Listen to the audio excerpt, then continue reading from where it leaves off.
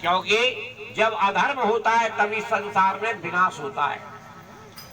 जब अधर्म पड़ा तो राम को आना पड़ा, रावण को मारना पड़ा, तब जाकर लाखों करोड़ों अरबों लोग मारे गए। जब अधर्म पड़ा तो भगवान श्री कृष्ण को आना पड़ा, तो आपको 1,66,00,000,000 लोगों को मारना पड़ा। पैर धो के आना, हाथ खुला करके आना। और निकल गया। कृष्ण भगवान के वंशज, कृष्ण भगवान के लड़के नाती पोते, उन्होंने शराब और मांस का इस्तेमाल किया, तो भगवान ने मना किया कि आप इन चीजों को मत करिए। बलराम ने कहा कि तुम मान जाओ, तुम इन चीजों को मत करो, लेकिन किसी ने उनकी बात को नहीं माना।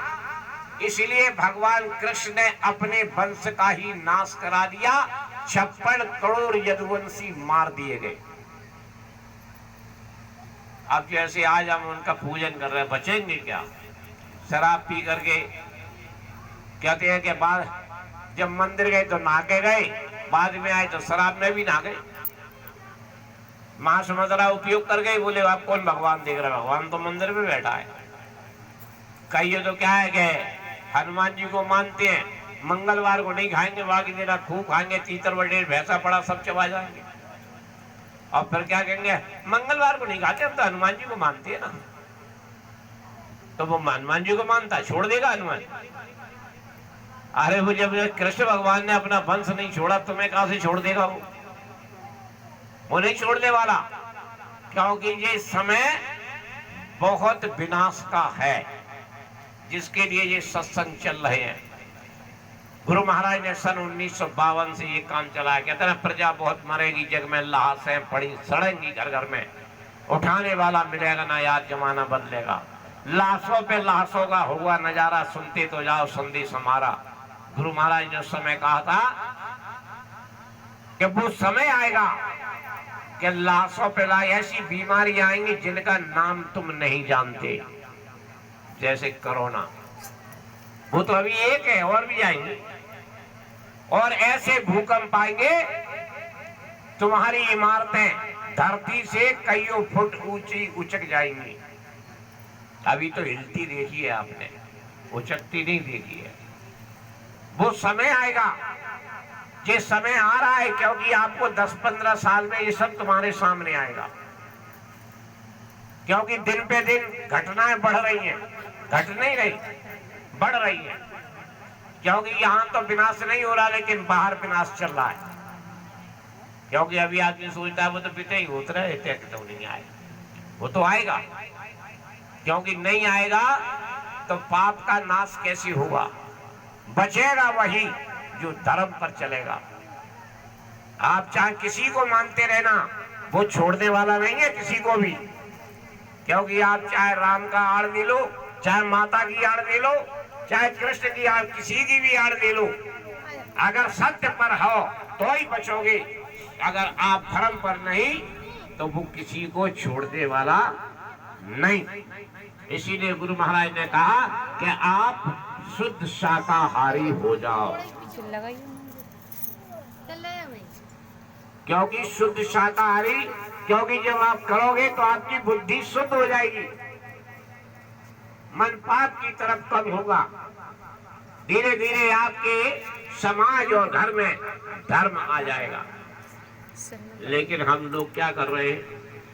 गुरु महाराज को तो याद कर लिया, घर में देवी देवता तो पूज जाते हैं, लेकिन गुरु को नहीं मान पाते। जबकि गुरु के मानने में पैसा नहीं लग रहा, देवता के मानने में पैसा भी खर्च हो रहा है, लेकिन नहीं कर पा रहा।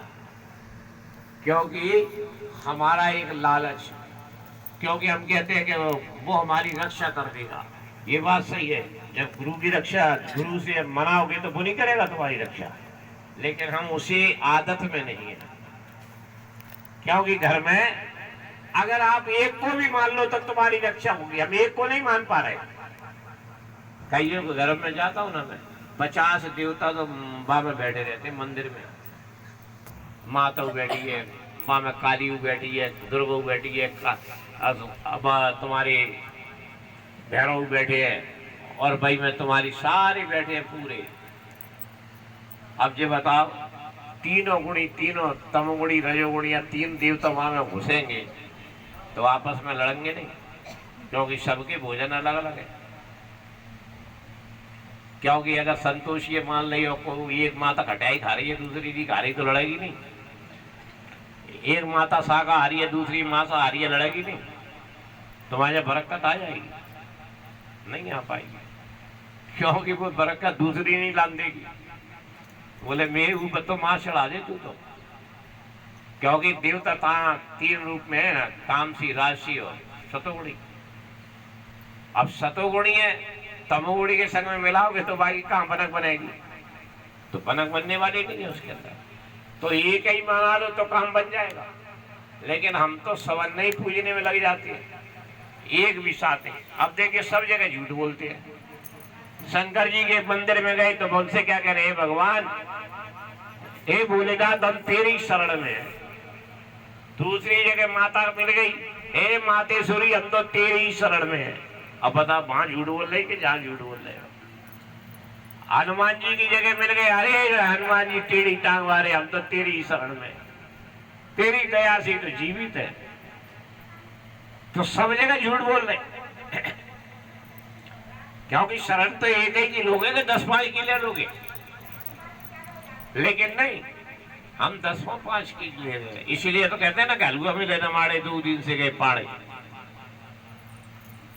ना वो मालिक मिला ना वो मिला। तो इसलिए अब रही बात ये,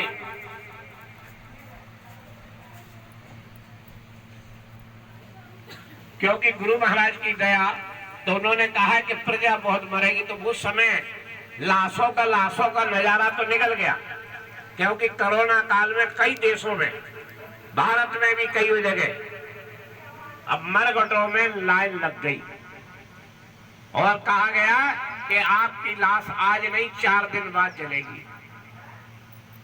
कब्रिस्तान में कहा गया तुम्हारा मुर्दा दफन होगा 10 दिन बाद नंबर आएगा। इटली में तो यहाँ कि मशीनों से कब्र खोदी गई और मुर्दे जमाए गए, एक के ऊपर एक और ऊपर से मिट्टी चढ़ा दी गई। तो उसमें आ गया लाशों पे लाशों का होगा नजारा। अब आ रहा है क्या, प्रजा बहुत मरेगी, जग में लाशें पड़ी सड़ेंगी घर घर में। तो वो ऐसा कोई घर नहीं होगा जहां लाश नहीं होगी। गुरु महाराज जब कहते, कई लोगों ने कहा हजूर हम सब मिलजुल करके रहेंगे, सब एक दूसरे की सहायता करेंगे, तो वो क्या कहते हैं, जब तुम एक दूसरे की सहायता क्या करोगे, जब सबकी दाढ़ी में आग लगी होगी कौन किसकी बुझाएगा? जब मेरे घर में लाश होगी तो मैं किसके लिए रोने जाऊंगा? जब घर घर में लाशें होंगी तो कौन किसको समझाएगा? इसलिए उन्होंने कहा वो वक्त तुम्हारे सामने आएगा कि तुम्हारी छातियां फट जाएंगी, दिमाग तुम्हारा पागल हो जाएगा, कई किलोमीटर तक दूर दूर तक आदमी नजर नहीं आएगा। जो आज आपको दिखाई दे रहा है सड़क पर आदमी चल नहीं पाता, वो समय आएगा। आज जरा सी एक चीज कम पड़ गई, जरा सी गैस कम पड़ गई थी, उसमें क्या आकार बच गया, सबको चकिया चूल्हा फट से याद आ गया कि अब कैसे जिएंगे। तो ये तो अभी आना है, क्योंकि सब चीज की कमी पड़ता है। अन्न का दाना नहीं मिलेगा, टैक्स अभी भी और बढ़ेगा। अन्न का दाना नहीं, अभी आप कहोगे अभी तो भंडार भरे धरे हैं, लेकिन प्रकृति का ऐसा उद्यम आएगा कि एक चपाटी में, आपको पता है अभी यूरोप में कभी गर्मी नहीं पड़ती थी, मौसम इतना बदल गया कि वैज्ञानिक लोग परेशान हैं। अपने यहाँ उसकी आदत है कि 40 डिग्री है, 45 डिग्री है, लेकिन यूरोप में ठंड पड़ती है, लोग वहाँ गर्मी में वहाँ घूमने जाते हैं, लेकिन आज की डेट में वहाँ गर्मी इतनी है कि जगह जगह नल के फुहारे लगा दिए कि लोगों को गर्मी लगे तो वहां में नहा लें, इतनी गर्मी हो रही है। वहां का सड़क खोद के दिखा रहे हैं टीवी पर, देखो उसमें वैसे ही निकल रही है, वहां की जो गाड़ी चल रही है सड़क पर, उस पे पहिए पे नंबर चिपक गया, इतनी गर्मी चल रही है। 1300 लोग अभी मारे जा चुके हैं सिर्फ गर्मी से। और ये ऐसा समय बदलेगा कि आप कुछ कर नहीं पाओगे। इसलिए ये सबसे एक प्रार्थना है कि आप समय मिले 1 घंटे का भगवान का भजन कर लेना। किसी को कुछ देने की, आपको कहीं जाने की जरूरत नहीं है। घर बैठ करके भी आप जिसका कर रहे हो ठीक है, क्योंकि बगैर गुरु, क्योंकि नाम वो है जो सिद्ध हो।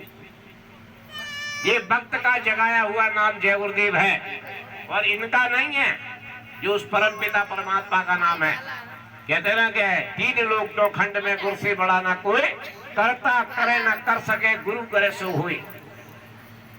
जो गुरु कर देगा उसे भगवान को भी मानना पड़ेगा। तो इसके लिए गुरु महाराज ने एक बात कही कि कभी भी कहीं खाने जाते हैं तो अन्न को खराब मत करना। हम लोग क्या करते हैं कि इतना रखा लेते हैं कि भाई मैं फिर तरह छोड़ जाते हैं, या तो थोड़ा लो, चाहे 10 बार में ले लो, कोई दिक्कत नहीं। और बफर सिस्टम में तो 4 जने का भोजन एक जना बिगाड़ जाता है।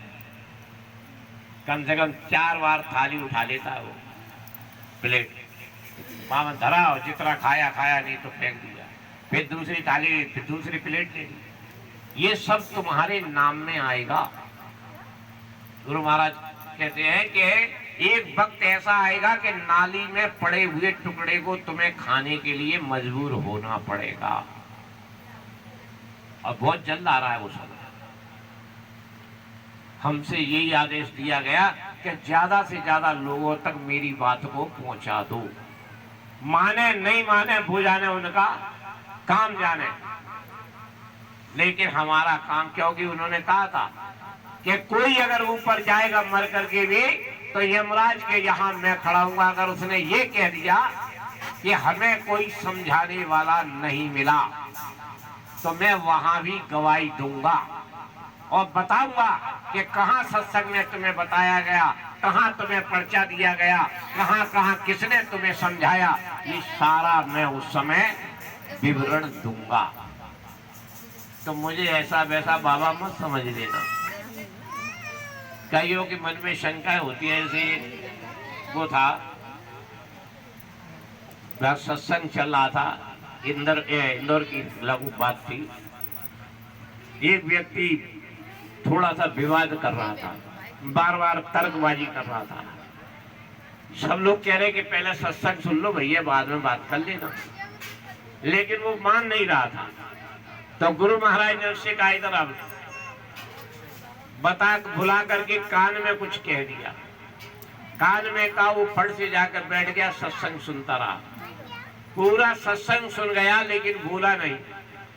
तो सब लोग आसपास वाले जब सत्संग खत्म हुए तो कहते हैं, भैया रे जी बता कि तेरे कौन में कान में मंत्र फूंक दिया कि अब तू सत्संग सुन रहा है, पहले तो सुन ही नहीं रहा था, पहले तो तू बड़ी बड़ी बातें कर रहा था, तर्क वितर्क कर रहा था। तो उनने कहा कि मैं तो इनको ऐसे ही समझ रहा था, लेकिन इनने वो बात बता दी जो किसी को पता नहीं थी। बोले क्या? बोले आज सवेरे में उठा, जल्दी से उठ करके मैंने अपनी पत्नी से कहा कि यार जरा मुझे चाय बना दे। पत्नी झाड़ू लगा रही थी, हाथ में झाड़ू था, तो मैंने कहा मेरे लिए पहले बना दे, लेकिन वो नहीं माना। वो नहीं मानी तो उसने, मैंने ले करके जूता फेंक के मार दिया। जब जूता फेंक के मारा, उनको आ गई गुस्सा, तो उसने झाड़ू मार दिया। अब उसने झाड़ू चलाया, मैंने जूता मारा।